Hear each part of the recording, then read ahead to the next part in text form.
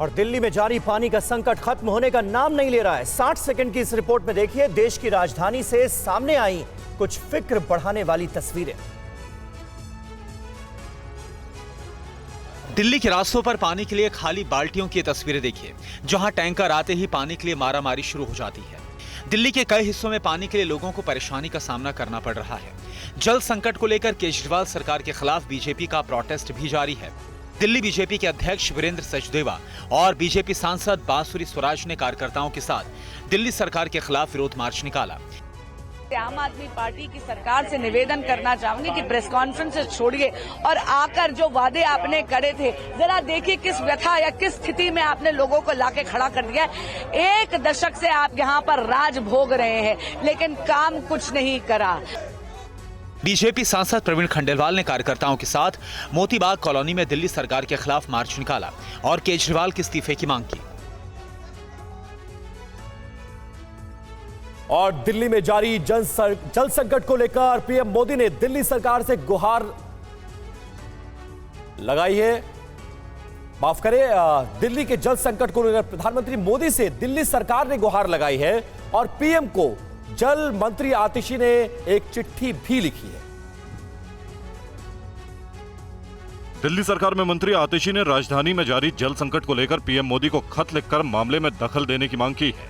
उन्होंने कहा कि अगर पानी की समस्या का हल नहीं हुआ तो वो 21 जून से अनिश्चितकालीन उपवास करेंगी। अगर दिल्ली वालों को ये 100 MGD पानी नहीं मिलता, अगर दिल्ली में 28 लाख से ज्यादा लोग इस तरह बूंद बूंद पानी के लिए तरसते रहे, तो फिर 21 तारीख से मुझे पानी के लिए सत्याग्रह शुरू करना पड़ेगा, मजबूरी में करना पड़ेगा। दिल्ली बीजेपी के अध्यक्ष वीरेंद्र सचदेवा ने आतिशी के बयान पर तंज करते हुए कहा कि पहले आतिशी बताएं कि पिछले 10 साल में जल बोर्ड को लूट का अड्डा किसने बनाया। पिछले 10 सालों में जल बोर्ड 600 करोड़ के फायदे से 73,000 करोड़ के घाटे पे कैसे आया। वो हजारों करोड़ रुपए जो हैं, जो दिल्ली की जनता पे खर्च होने थे, उनको पानी की सप्लाई देनी थी, वो पैसे कहाँ गए, किसकी जेब में गए, कौन वो दलाली और कमीशन खा गया। इसका जवाब आतिशी को देना चाहिए। नहीं बोलेंगी। दिल्ली ही नहीं, महाराष्ट्र के नासिक में भी लोगों को पानी के संकट का सामना करना पड़ रहा है। महाराष्ट्र के कई जिलों में भी लोग जल संकट का सामना कर रहे हैं। नासिक जिले के कई गांव भी पानी की कमी झेल रहे हैं। हाल यह है कि चोलमुख गांव में लोगों को पानी भरने के चिलचिलाती धूप में गहरे कुएं में उतरना पड़ता है। इनमें भी ज्यादातर महिलाएं कुएं में जाती हैं। नासिक के ही हेदुली पाड़ा गांव में लोगों को गंदा और प्रदूषित पानी मिल रहा है। पानी की भारी कमी के बीच लोग कुएं से गंदा पानी निकालते हुए देखे गए। हमारे गांव में पानी नहीं है, औरत रोज कुएं में उतरती है और बारिश नहीं हुई है तो रोज जोखिम में जान डालकर पानी निकालते हैं।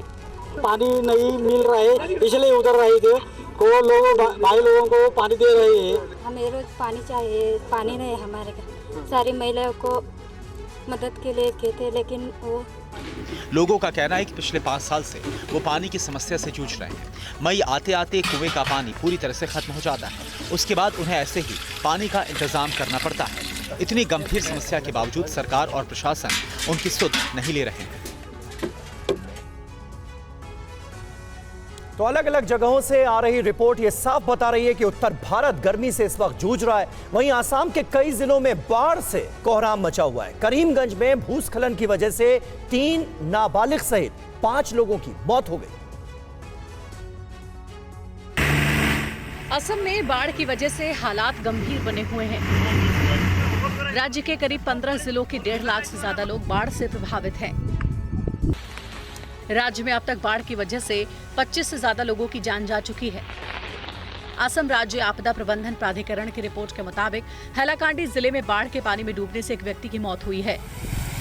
करीमगंज पुलिस के मुताबिक जिले के बदरपुर इलाके में लैंडस्लाइड की वजह से 2 नाबालिगों सहित 5 लोगों की मौत हो गई। पिछले कुछ दिनों में राज्य में हुई मूसलाधार बारिश के बाद करीमगंज में हालात और खराब हुए हैं। ASDMA के मुताबिक केवल करीमगंज जिले के करीब 96,000 लोग प्रभावित हैं। कई जिलों में बाढ़ के चलते सड़क और रेल यातायात पूरी तरह से प्रभावित है। बाढ़ की वजह से ब्रह्मपुत्र नदी का जलस्तर बढ़ा हुआ है। असम राज्य आपदा प्रबंधन प्राधिकरण का कहना है कि ब्रह्मपुत्र नदी की सहायक नदी कोपिली नदी का जलस्तर नागांव जिले में खतरे के निशान से ऊपर बह रहा है। आईएमडी ने राज्य में लगातार बारिश का अलर्ट जारी किया है।